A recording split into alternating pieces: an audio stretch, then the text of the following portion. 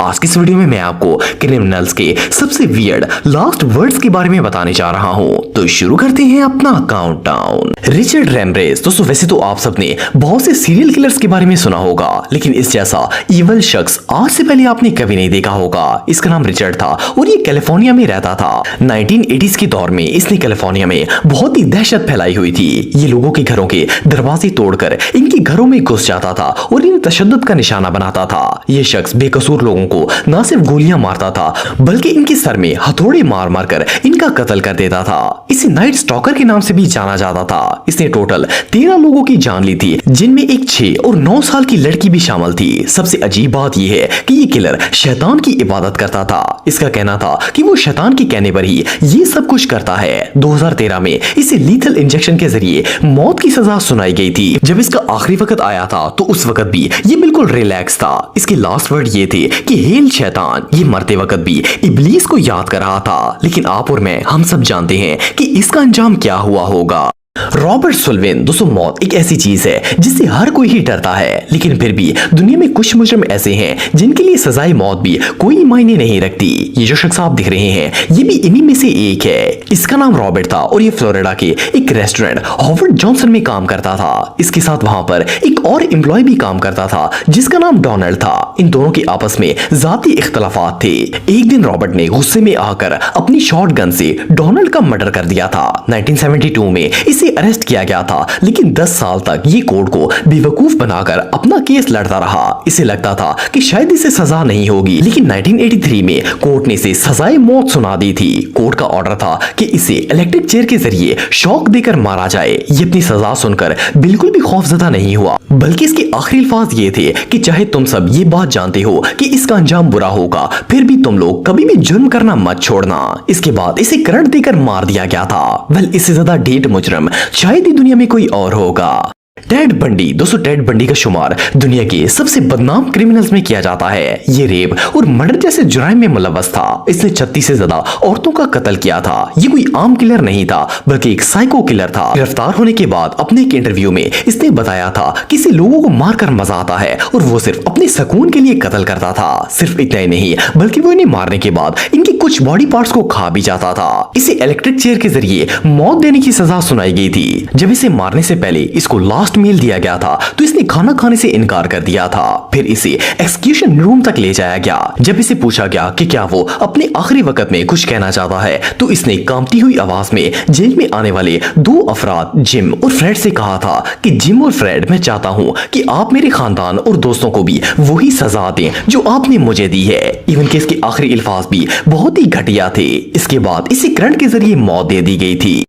बिल्ली वेन। दोस्तों दुनिया का हर मुजरिम ये बात जानता है कि वो एक ना एक दिन पकड़ा जाएगा और इसे सजा सुनाई जाएगी। इसके बावजूद भी वो जुर्म करने से बाज नहीं आता। ये जो शख्स आप दिख रहे हैं ये भी ऐसे ही मुजरिमों में से एक था। ये टेक्सास में रहता था और इसकी उम्र 70 साल थी। 1989 में इसने कुछ फैमिली इश्यूज की बिना पर अपनी बीवी की पूरी फैमिली को कत्ल कर दिया था। पहले तो ये उनके घर में घुस गया और अपनी बीवी के माँ बाप को कत्ल कर दिया, लेकिन जब इसने देखा कि इनके छोटे बेटे रॉबर्ट ने इसे मर्डर करते हुए देख लिया है तो इसने उस बच्चे को भी गोली मार दी, जिससे वो मौके पर ही हलाक हो गया। इसे फौरन अरेस्ट कर लिया गया, लेकिन इसका केस काफी साल तक चलता रहा।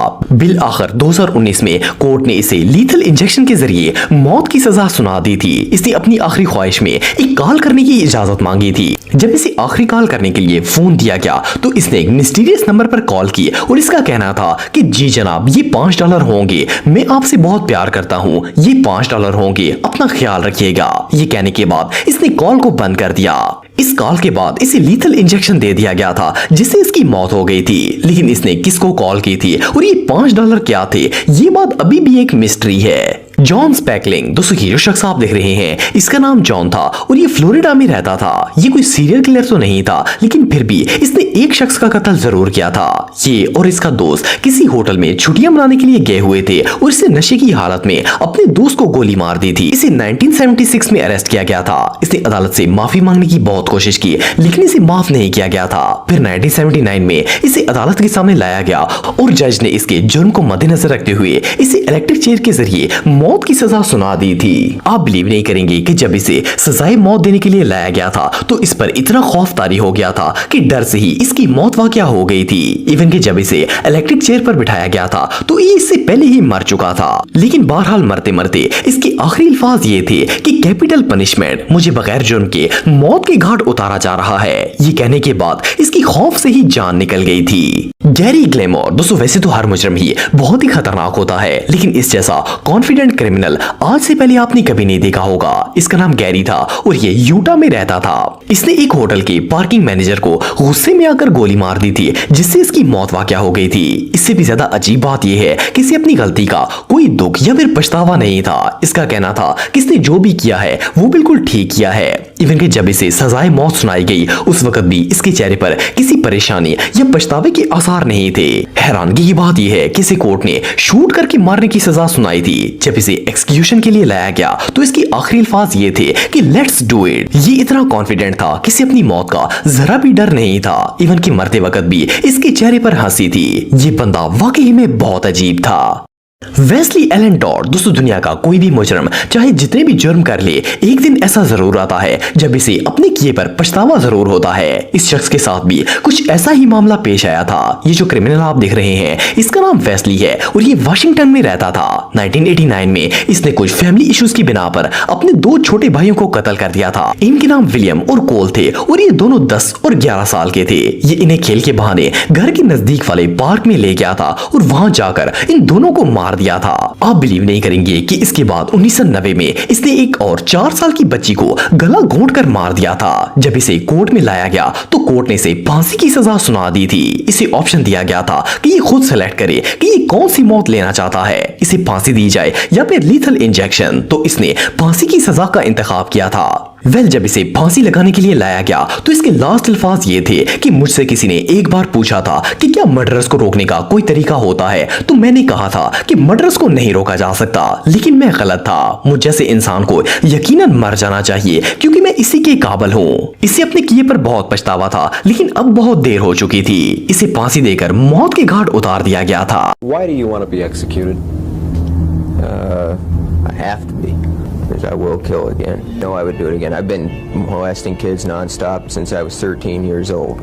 Anything happened, I can guarantee I'd do it again, and sooner or later I would kill another child. I've done it before. तो दोस्तों आज के लिए बस इतना ही। उम्मीद आपको वीडियो पसंद आई होगी। अगर आप मुझे इंस्टाग्राम पे फॉलो करना चाहते हैं तो दी हैदर टीवी पे आप मुझे फॉलो कर सकते हैं। मिलता हूं आपसे नेक्स्ट वीडियो में, तब तक के लिए अल्लाह हाफिज।